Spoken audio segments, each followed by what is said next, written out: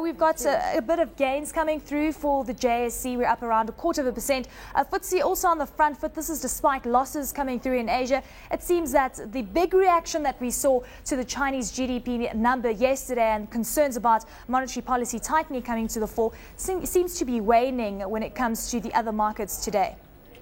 Yeah, I think, the main thing to look at there is the US futures. Earlier on, they were trading down significantly, and they've seemed to have peaked a little bit or picked their heads up a little bit, and that has also translated into our market. I think, the Chinese issue is still a very prominent issue and is still a real threat to our economy. So, that's still in the background, as well as the Eurozone issues that you mentioned earlier are still in the background. But, perhaps a little bit of an uptick today. Unfortunately, no economic data that will spur the markets today. The only thing we'll be looking forward to really is the corporate earnings results that are going to be coming out of the States. General Electric as well as Bank of America, the big hitters in America, are coming out today. So that's certainly something we'll be looking forward to. Oh, well, just looking at the US earnings season, we saw some great numbers out of Morgan Stanley, profit which soared 60%. We've seen the likes of JP Morgan coming under pressure over the last few sessions as well, but a little bit of a recovery yesterday.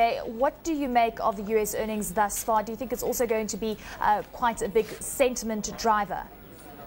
Yes, absolutely. I think about 30 of the 42 results that we've seen so far in the S&P have been very positive and beyond expectations. So it still bodes very well for that economy and shows that there is some kind of recovery happening there. And I think that, market players have been taking that into consideration. And I think perhaps that what we're seeing is some expectations or good expectations out of the corporate results later on today in the United States. So yes, so far so good as far as the earnings reports are concerned. And yesterday was Google after the bell, and that was also just stellar results. And today they announced also the change in management there with the CEO change there. But I think that so far so good of the 30 of the 42 that have reported.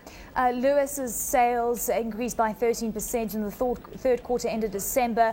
That was the year-on-year number. We've seen the furniture retailers, in fact, the whole retail sector coming under pressure. But when you look at the retail sales number that was released for November, furniture fared quite well.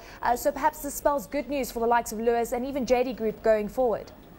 Yes, absolutely. Retailers have benefited so well from the past rate cuts.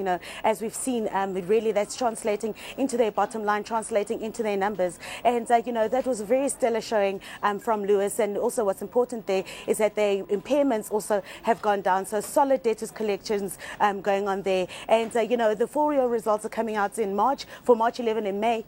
So there are very high expectations there in terms of the furniture retailers and retailers in general. I mean, the pullback that we've seen in the sector in terms of share prices lately has really been foreigners leaving that market.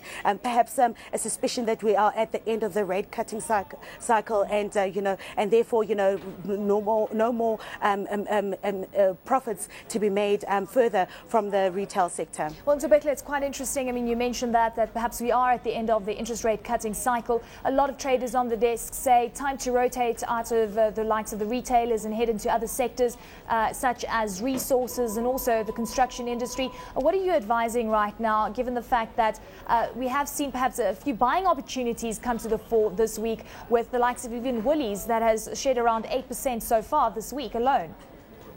Yeah, I think the cycle has really turned around, and and it spells some serious rethinking for those counters that actually depend on interest rates and consumers more. So I think a shift would happen to the more diversified industrials, to perhaps also the resources sector. Where we expect a nice comeback there. And earlier on, as we saw at the beginning of the year, resources were actually doing pretty well, except for this week where we saw a bit of a pullback there and some profit taking and perhaps fears from the demand side of China. But it's still, early days. It's still the very beginning of the year, and time will only tell as to what will actually happen and which sector deserves more attention.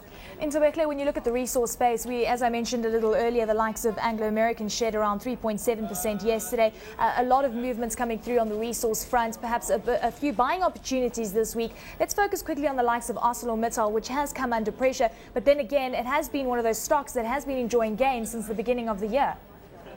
Yes, it certainly has. The steel prices, iron ore prices and coal prices have, been really good to ArcelorMittal, and then, there's expectation of a margin expansion there. And I think, the Sishen iron ore rights issue with Kumba seems to be nearing its end. And there seems to be some kind of heading towards a resolution for the arbitration process going on there. So yes, I think what we've seen today, a pullback of about 1.7% in that stock, has really been maybe profit taking, perhaps a cool down, and also in sympathy with actually what's happening in the rest of the commodities in the resource sector.